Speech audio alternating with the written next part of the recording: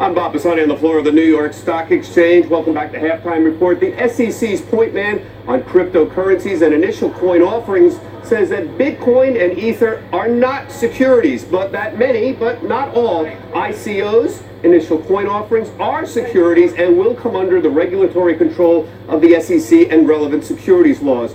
Central to determining whether the security is being sold is how it's being sold and the reasonable expectations of purchasers. Bill Hinman, the head of the Division of Corporate Finance for the SEC, said in a speech today at the Yahoo All Market Summit Crypto Conference in San Francisco. Hinman said the primary issue in determining whether cryptocurrencies and ICOs were securities was the expectation of a return by a third party, specifically whether there was a person or a group that sponsored the creation and sale of the assets and who played a significant role in its development and maintenance. For purchasers of the asset, the key is whether they're seeking a return on the investment.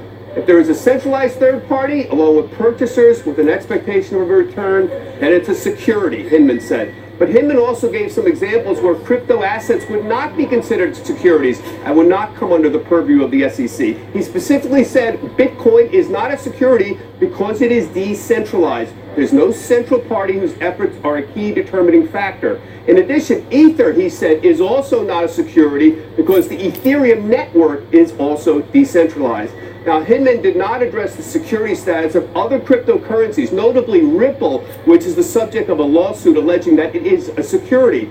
He noted only that over time there may be other decentralized networks and systems where regulating the tokens or coins on them as securities may also not be required. Now, regarding ICOs, Hinman also acknowledged that some digital assets could be structured more like a consumer item than a security, particularly if the asset is purchased for personal use and not intended as an investment. So he seemed to imply that certain offerings, an investment in a book club, for example, or a golf club membership, were likely not securities. Hinman also defended the strict interpretation of securities laws by the SEC. He said there's a lot of excitement about this. They don't want to inhibit it, but there was a lot of fraud and they had a responsibility. So, Scott, the important thing here, very good news for Ether. There had been a lot of questions about this, and it does appear that most, but not all, ICOs will be securities, and I expect the SEC, after a certain period, to start enforcing some of those laws. Back to you. You're not surprised by this, Bob, are you, given your conversation, what was it, a week ago with Jay Clayton? Yeah, Mr. Clayton, this is the head of the SEC, made it very, very clear, number one, that they too were excited by this new technology. Number two, they were not going to change the securities laws just because the new technology was around. The key here, you've got to have a third party, centralized control that are selling to people who are expecting to make money on the deal, and that's a security, and they said, we are not changing that.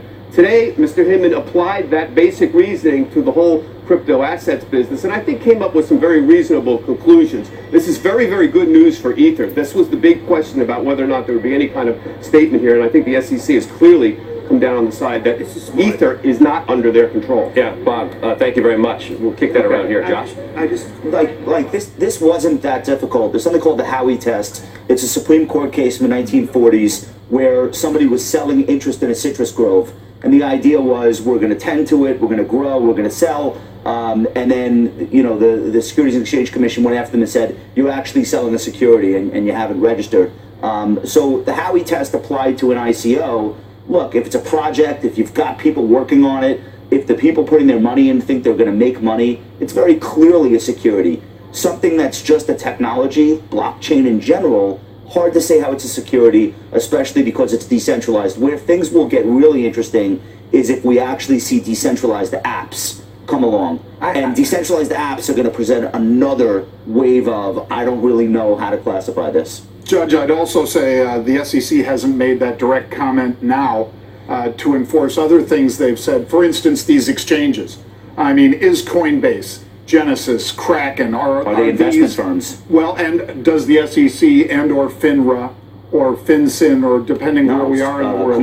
Commodities and futures is who's regulating them now. By the way, the IRS should talk to the SEC. But that's not written in stone. No, but that's who they think is regulating them, because they've called themselves commodities. And I think it's interesting that the IRS treats it so.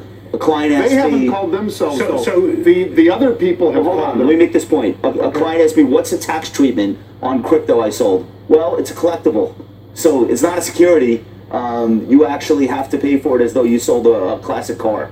Or a comic book. So if the regulators are going to say this is security, and then the tax authority is going to say, no, actually it's a collectible, I think there's got to be some harmonization at some point. So the only ones that should be taking solace in this are the aluminum siding salespeople who have new life and something new to do here. Because to me, ultimately, these are bagels. The technology's great, but there's nothing here. It's a bunch of crap.